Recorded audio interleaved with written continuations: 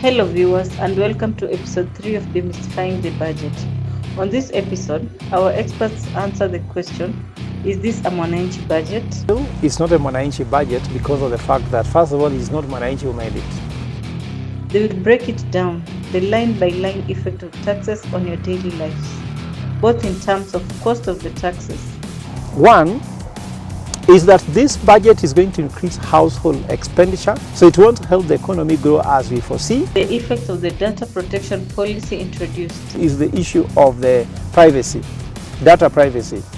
KRA know there's what they call the Data Protection Act. To be able to access your data without going to ask from court, because normally there is no any entity that can look for your data without getting a court order. And an insight on the concept of the spiderweb economics. For example, the motor vehicle class that is used by the taxi drivers, the Uber drivers, Nissan Note, the Mazda Demio, Probox, etc. They have increased the taxation from approximately 200,000 shillings to 500,000 shillings. For one, people will shy off from buying the motor vehicles. That means less revenue for the government to be accommodated within the budget 2025-2026. So it is what we call the spider effect and the spider economic effect, as we had said earlier. Catch all that on this episode of Demystifying the Budget. So is this a Mwananchi bill, yes or no, and why, Professor Gola? Yeah, first of all, this is not a Mwananchi bill. It's not a Mwananchi budget because of the fact that, first of all, it's not Mwananchi who made it. It was made by the politicians, and that's why there's an African quote that says that until the lion knows how to write, every story will be told from the perspective of the hunter. So it is the hunter hunting Mwananchi. They want to grab here, finya hapa, finya pale. So they are not actually writing the Mwananchi budget or Mwananchi bill. They are writing a budget on how can they eat. So this is a budget with a political priority. But what are the reasons why it is not? One is that this budget is going to increase household expenditure, especially raise taxes to households, to businesses. So it won't help the economy grow as we foresee. It won't reduce the pressure on Kenyans' pocket. When you go to the supermarket, you'll feel it. You go to the pump in the petrol station, you'll feel it. When you go to school, you'll feel it. You go to hospital, you'll feel it. You'll feel it everywhere you go.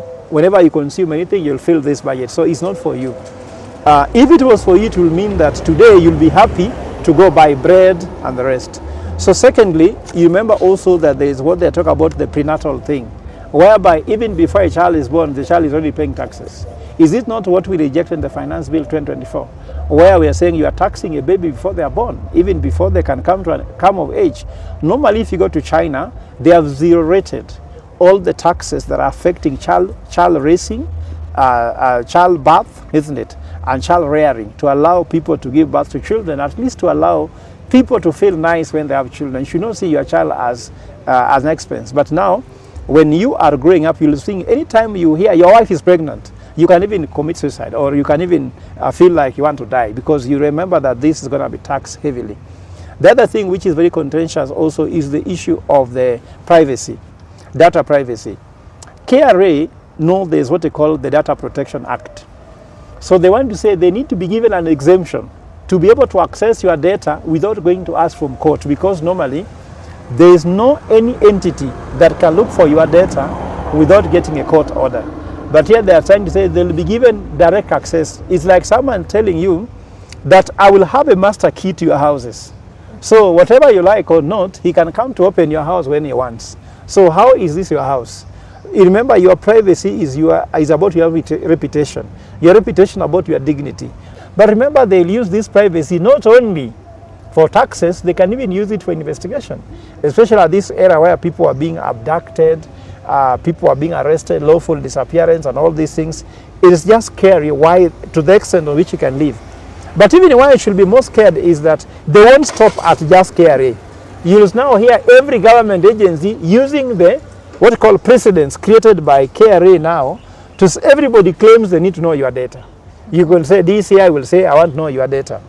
everyone, and this might come to a point whereby our data is not good. Then the worst part of it is that once they gather this data can be used by other countries even. Your M-Pesa accounts, some people will know who sends you M-Pesa. If your girlfriend sends you M-Pesa, or your boyfriend sends you M-Pesa, or your mother, there are a lot of information they are going to know about you, which is not humanly possible. You should know a certain amount of things. And if you look at what we talk about, the so-called the narrow corridor, there's a book in economics and politics called the narrow corridor. The narrow corridor is the gap between what the state knows about you and what you know about the state. The more the state knows about you, the more the state has power over you.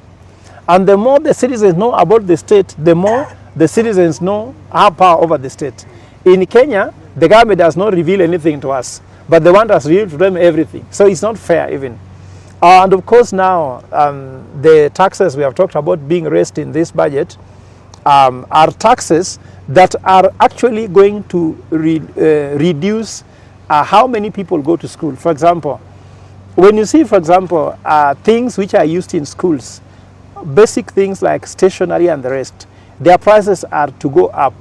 You know, when food prices go up, it's also affect education, because kids can't go to school when they have not eaten. And when the parents have a budget, they'll first of all ensure kids can eat before they pay school fees, because you can't pay school fees and take kids to school when they're hungry. So you discover the more household expenditure is going to grow because of taxes, then education will be affected, healthcare will be affected. So it's not basically a very good Mwananchi bill and budget at last. And finally, if you look at the proportion of the budget going to development expenditure is going to be 709 billion shillings, while the government is taking the rest. Out of the 4.2 trillion, 700 is going to development, which is going to the people. Meaning that a whooping 3.5 billion is going to things which have nothing to do with Mwananchi. And therefore, it's not a Mwananchi bill. I'm sure Mwananchi in Kenya are 56 million people in Kenya. If you have 56 million people, how can you only be given 700 and something billion while some people are getting a whooping 3.5 trillion shillings, which is going to affect their life? So I look at it in numbers, I look at it in terms of policy, but I also look at it in terms of the impact it has on people's lives. Sure. Okay, Dr. Ben Gigi, what do you have to say about these contentious issues in the Finance Bill 2025? Yeah, thank you, Margaret. And I echo my brother, Professor Ogola, that this bill, Finance Bill 2025, is not for the Mwananchi, but for the political class. If you look at the import duty on motor vehicle, for example, the motor vehicle class that is used by the taxi drivers, the Uber drivers, Bolt, etc. They are using mostly the Bolt, the Nissan Note, the Mazda Demio, Probox, etc. They have increased the taxation from approximately 200,000 shillings to 500,000 shillings. What is the impact of that shift in taxation? For one, people will shy off from buying the motor vehicles. That means less revenue for the government to be accommodated within the budget 2025-2026. The other thing is that the price or the fees that you pay for using those services will go up.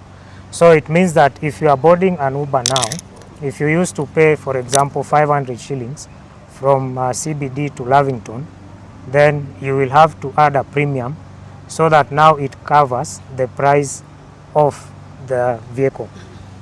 So it is what we call the spider effect and the spider economic effect, as we had said earlier, that if the government imposes taxation on a particular good, it affects directly the consumer of the goods and indirectly the consumer of an indirect good. For instance, now what we are saying is the vehicle will go up in terms of the pricing, the service will go up in terms of now coming to the place that we are going using that motor vehicle. The other thing, the Uber driver, for instance, will get less money. So when it comes to buying a particular good, we call it marginal propensity to consume.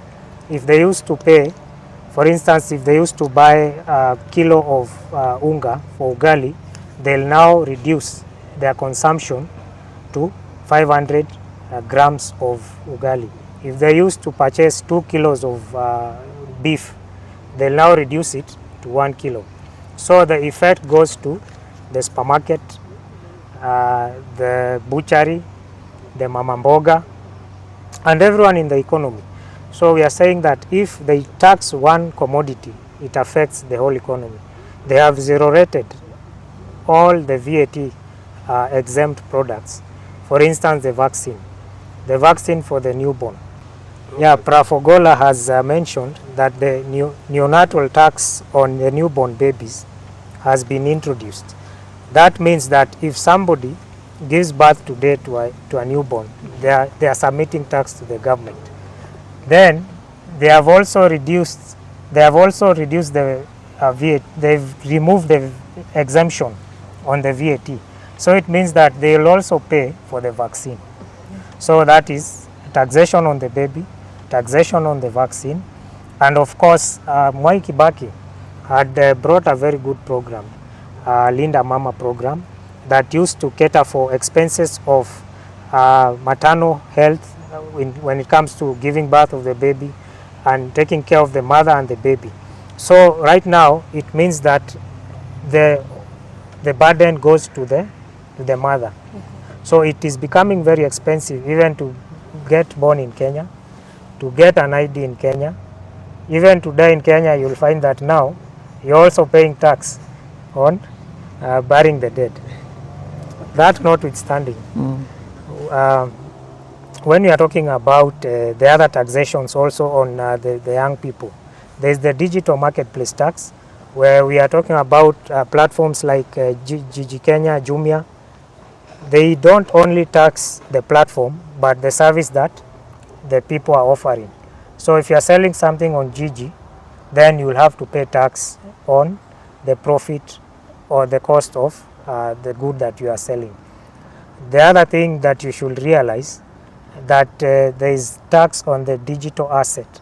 For example, the Bitcoin. They have actually reduced it strategically from 3% to 1.5%. So when you are using Bitcoin services, selling or buying, then you have to pay tax, and it has been lowered strategically to favor the political class, because the Bitcoin is not for the common Mwananchi. The people who use Bitcoin are normally classified in a certain way, and also it has an effect on the commercial banks. It has an effect also on the microfinance institutions. How does the person who used to use commercial banks, maybe making deposits, they are now lured towards using the Bitcoin and Ethereum and the other currencies. So it has a ripple effect also on the banking sector. The banks have employed a lot of young people, and now what happens to them? The other thing, they have reduced the tax or scrapped the tax on the aircraft parts, which is called the miscellaneous tax. Common Mwananchi, they don't use aircraft.